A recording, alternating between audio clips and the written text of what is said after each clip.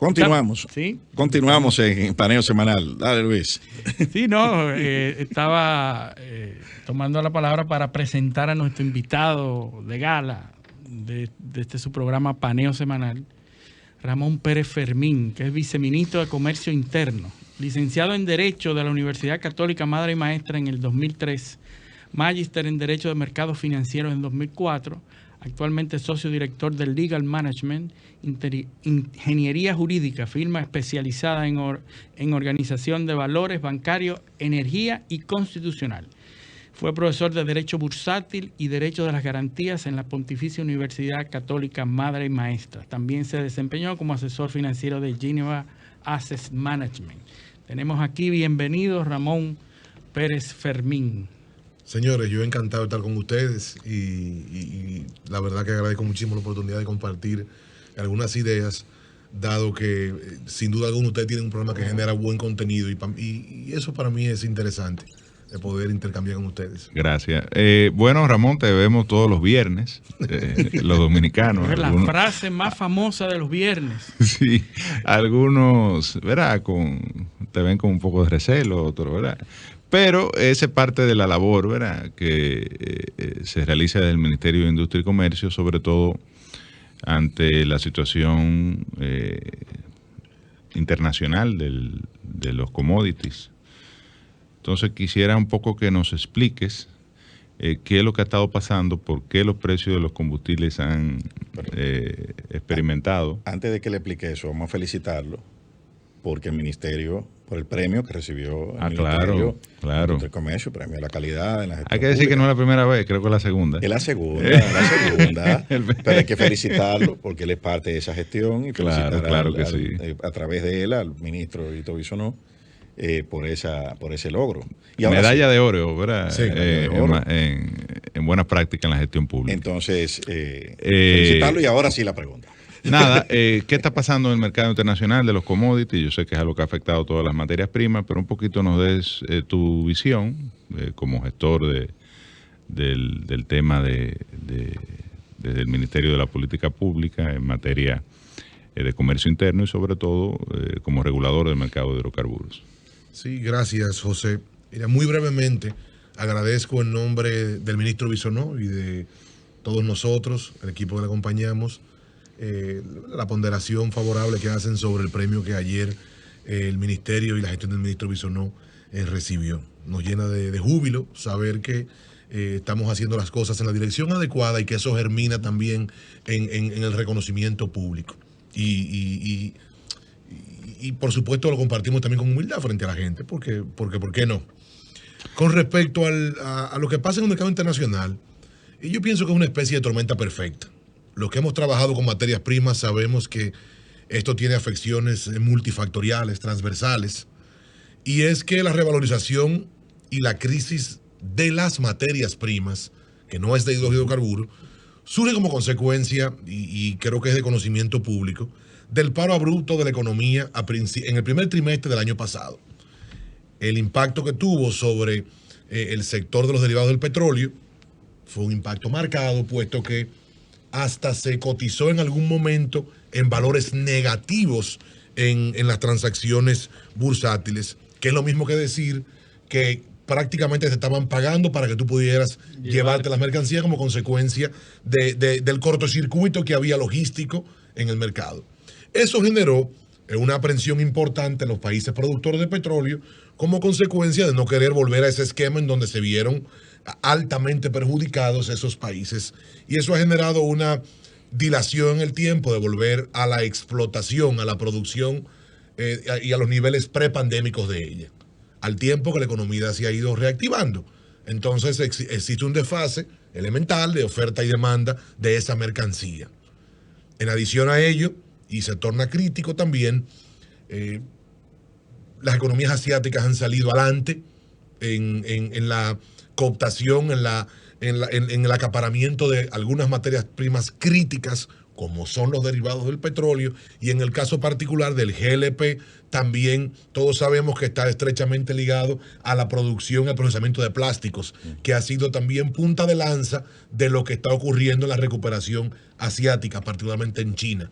esto ha hecho que confluya con la agenda y ahora climática. Ahora viene el invierno, ¿no?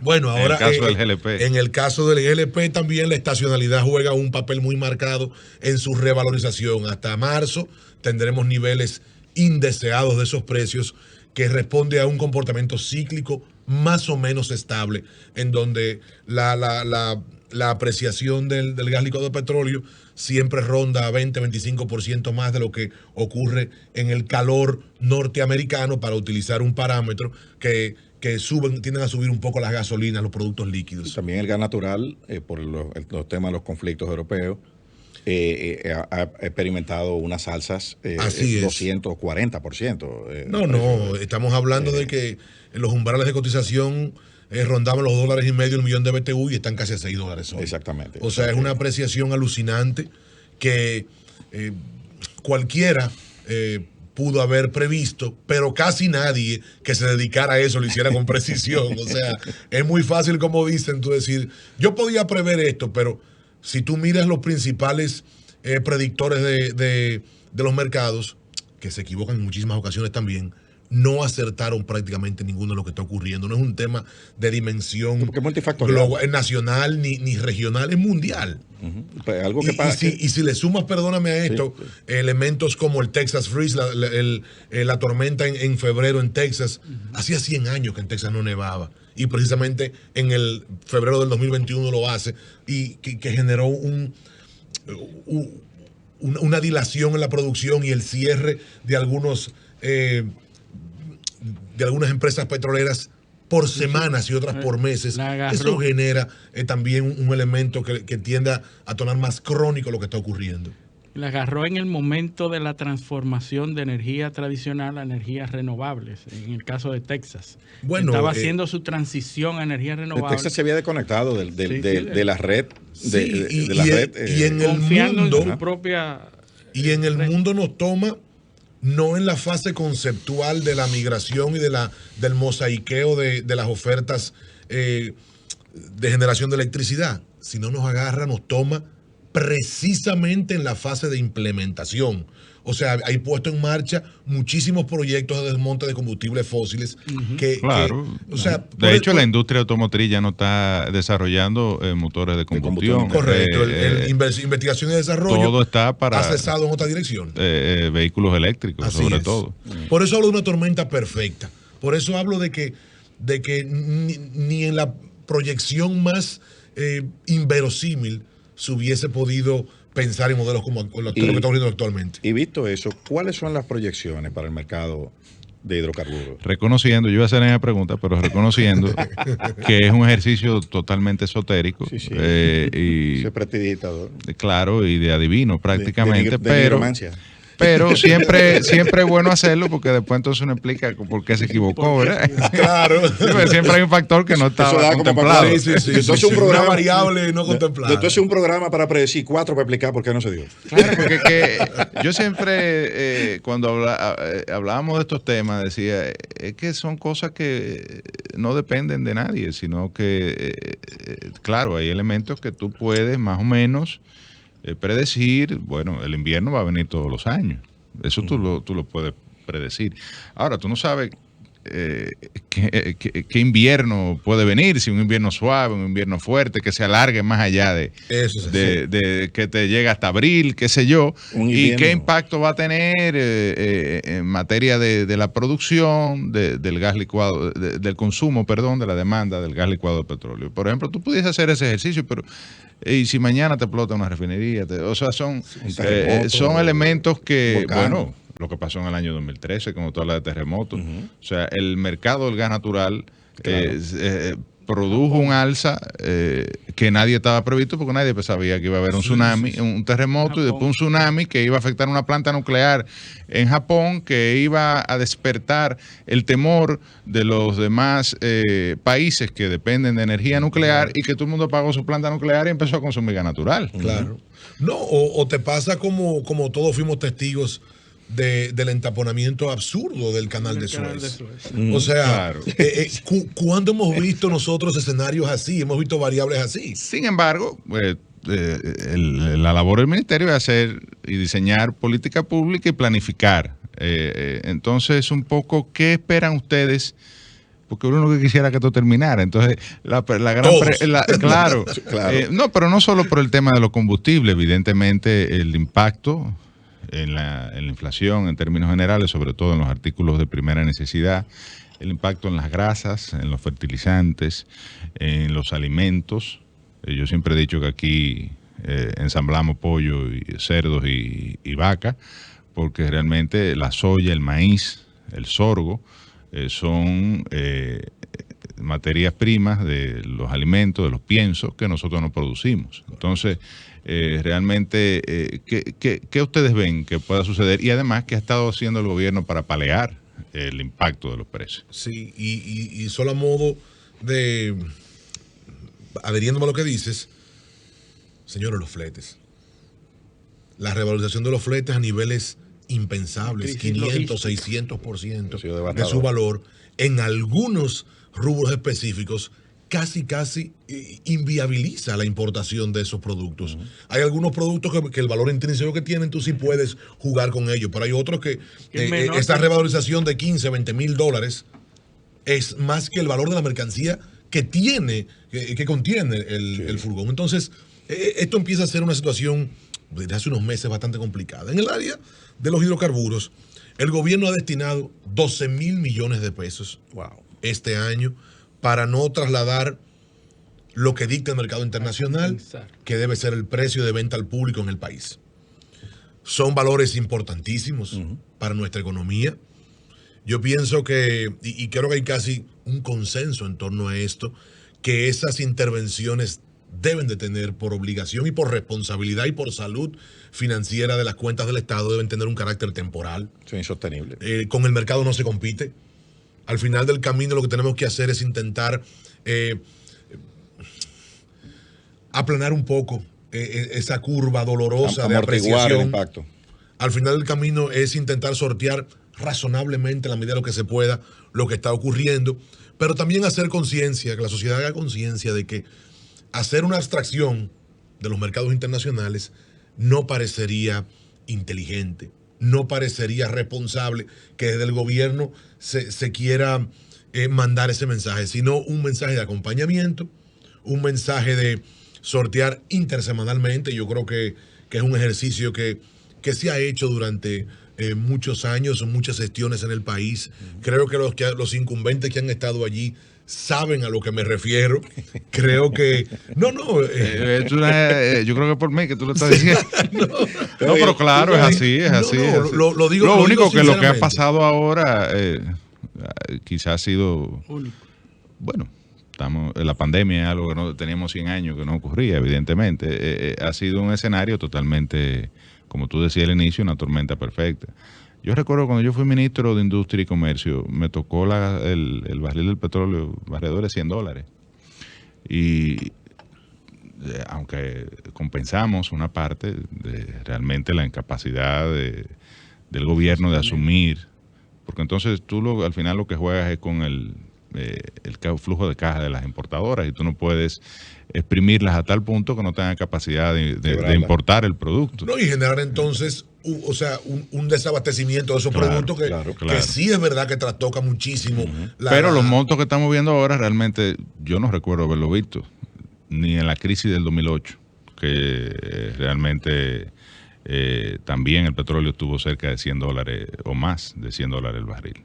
Sí, teníamos una variable importante que es el tipo de cambio en unos umbrales distintos y eso compensa un poco. Además de que hay otro elemento que es bastante distorsionante. Y tampoco fue tan prolongado. Eso es un elemento, se produjo estacionalmente en una época, pero 3, 4, luego el petróleo... No, 2 años. El petróleo genera una corrección, que era lo que todos esperábamos, y uno compensa. Correcto. Entonces, y evidentemente esto no hay que reconocer que el gobierno del presidente Abinader no ha tenido esa oportunidad. Eso es así. Y si miramos un poquito más amplio el espectro, también agreguemos otro elemento, y es que venimos en los meses de abril y mayo del año 2020, con unos niveles bastante deprimidos de precios de venta al público de sus productos como consecuencia de lo que decía originalmente, un desplome importante del valor de la cotización de los índices de referencia en el país.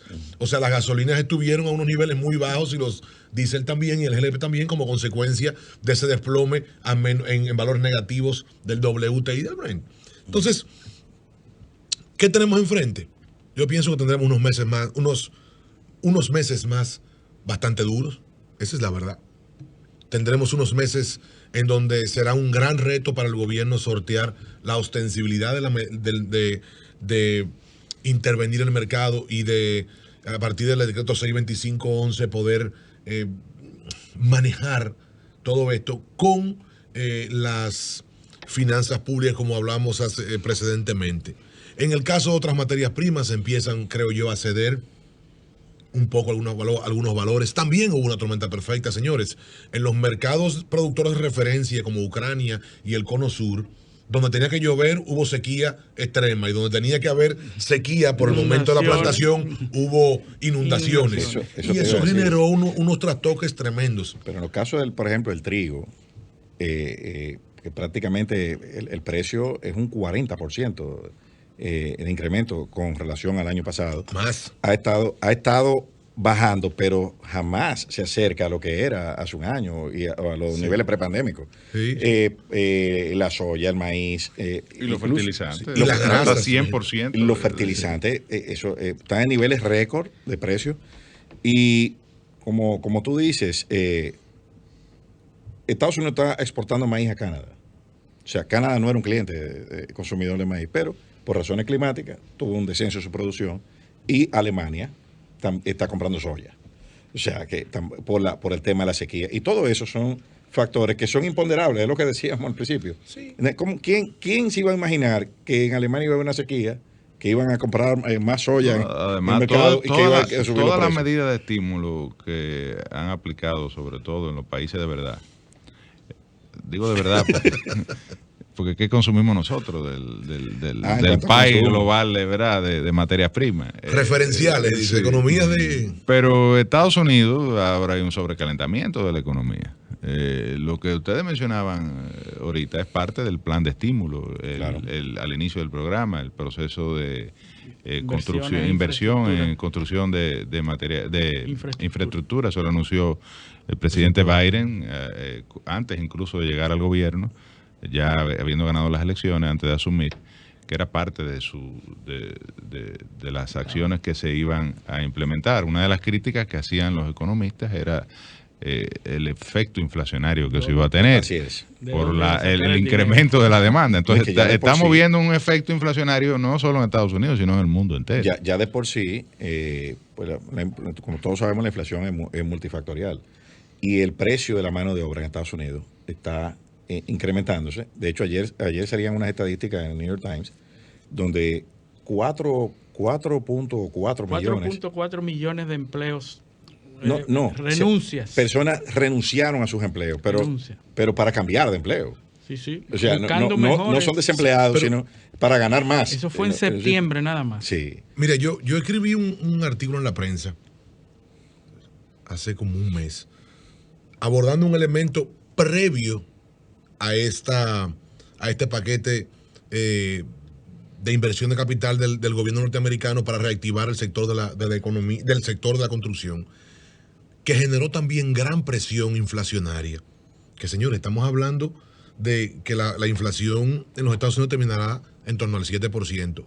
Para hablar de 7% de inflación en Estados Unidos hay que irse a un escenario previo a la caída del muro de Berlín. Más de 30 años. 1980. Más de 30 años. O sea, nuestra generación, como actores activos de la economía, no vivió eso. En el caso del paro abrupto, como consecuencia de la pandemia, creo que todos los gobiernos, absolutamente todos, le haya salido bien inicio o no, cayeron en un modelo de prueba y error. En todos los aspectos, en lo sanitario, en lo económico, porque había roto. El último precedente de esta situación pasó hace 100 años. Correcto. Es un precedente que se sale fuera del patrón ordinario de una crisis que tiene las características normales que tú decías, transitoria. Ese elemento que hacía referencia es el de los estímulos y ayudas como consecuencia de la parálisis de las actividades comerciales. En Estados Unidos, todo el mundo recibe un cheque sin trabajar. Varias veces. Entonces, no, los que no trabajan reciben más cheques. Bueno, en algunos casos. Sí, y mientras más hijos tienen, más cheques. Entonces eso puso en los bolsillos de los norteamericanos mucho dinero y en vía de consecuencia un aumento en la demanda. Por eso que la gente demanda de bienes y servicios. Por eso que hay una crisis en el mercado laboral, que la gente deja de trabajar, porque ¿para qué? Si es más rentable. Un trabajo en un McDonald's o en un Kentucky o un trabajo, digamos, de bajo nivel, es menos rentable que recibir ayuda. Claro, para contrapelo de eso, José, tienes que no reciba nada y que no tenga nada y que sea un ente de poca significación económica. Pero lo cierto es que tener dinero en los bolsillos para cada uno de esos norteamericanos lo que generó fue demanda de bienes y servicios. Y eso entonces genera un efecto inflacionario como consecuencia de que más personas están demandando mercancías que no se están produciendo porque hay menos mano de obra. Entonces, es un tránsito lógico, pienso yo, para salir de la crisis y poder liderar la transición regional de la recuperación. Cosa que ha ocurrido en República Dominicana con más que relativo éxito. En diferentes ocasiones hemos tenido conversaciones con entidades como el Fondo Monetario que dicen que la recuperación de la República Dominicana ha sido modélica con respecto a la región. Y eso nos llena de optimismo. Eso nos invita a mirar con perspectiva positiva cuál va a ser el performance de la economía dominicana. Lo propio ocurre con la estabilidad, también más que razonable, que hemos tenido en materia política y social. A diferencia de la región, en donde no necesariamente, y no lo digo con júbilo, jamás, lo digo con muchísima pesar y tristeza, algunas economías que podrían haber sido tal vez beneficiarias de ese nearshoring, del traslado del capital de producción norteamericana en Asia a lugares más cercanos, incluyendo a volver a los Estados Unidos, nosotros hemos podido ser un receptáculo eficiente de esas inversiones. Eso nos pone en perspectiva de también aumentar el ritmo de creación de empleos y de generación de riqueza, al tiempo que vamos también elevando el perfil de cuáles son nuestros trabajadores de zonas francas. Estamos cada vez más dejando de lado el modelo de quienes tiraban un ruedo o confeccionaban piezas, que no estoy diciendo que está mal, lo que estoy diciendo es que estamos diversificando y aumentando el umbral en mano de obra calificada, que nos pone en perspectiva también de competir con algunos nichos regionales que podrían llevarnos tal vez un poco de ventaja en ese aspecto. Y a nivel de competitividad con nuestros vecinos centroamericanos, miembros también del DERCAFTA, ¿cómo vamos nosotros? O sea, vamos en una ruta de más, yo te diría, una recuperación mucho más tangible, mucho más robusta que los demás. Vamos al mismo nivel. ¿Cómo vamos? Es que yo creo que ahí ha estribado la principal bondad de la gestión del presidente Abinader, y es poder manejar la crisis sanitaria con la crisis económica y salir de ella sin detrimento de la otra. Y claro que haciendo ajustes. Hemos visto que luego de la relajación de las medidas sanitarias ha aumentado ligeramente la positividad. Hemos visto en algún momento cuando hubo que apretar las medidas restrictivas y la circulación, también se resintió el aparato productivo y algunos sectores de la sociedad, pero hemos ido modulando eficientemente como gobierno esas dos variables, a diferencia de la región, en donde hay lugares que se verifica una reducción importante de los contagios, pero entonces se ha caído de manera abrupta la economía, y en lugares donde ha ocurrido lo inverso. Testimonios como el del sector tabaco nos invitan a seguir pensando que República Dominicana será el líder de toda la región. Señores, la producción de tabaco y lo que ha generado a la economía dominicana se ha duplicado vis a vis con respecto al 2020. Insisto, nos invita a mirar el futuro con optimismo. Estamos hablando de 1.300 millones de dólares. Bueno, con respecto al 2020, todo se debe haber duplicado. Y a lo mejor ha triplicado. Y de cero a... No, pero a ver, en el caso... En el 20 creció el tabaco. Pero yo quiero que tú me detalles un poquito más eso, pero además quisiera, como se está hablando también, claro, ahora lo de la reforma ha pasado a otro momento, pero uno entiende que parte de la necesidad del gobierno en algún momento de abordar el tema fiscal. Entonces me gustaría que hablemos precisamente, ahora que tú hablas de la industria del cigarro y cómo se ha desarrollado, que evidentemente es una de las líderes globales, el cigarro hecho a mano y también a máquina, del tema de los incentivos y cómo esto real y efectivamente, en el caso de Zona Franca, incentivos industriales y demás, tiene un impacto positivo o no en la economía. Ya veremos lo que tú nos dices. Vamos a hacer una pequeña pausa, ¿verdad? Y regresamos con el viceministro de Comercio Interno, el amigo Ramón Pérez Fermín. Paneo, paneo, paneo.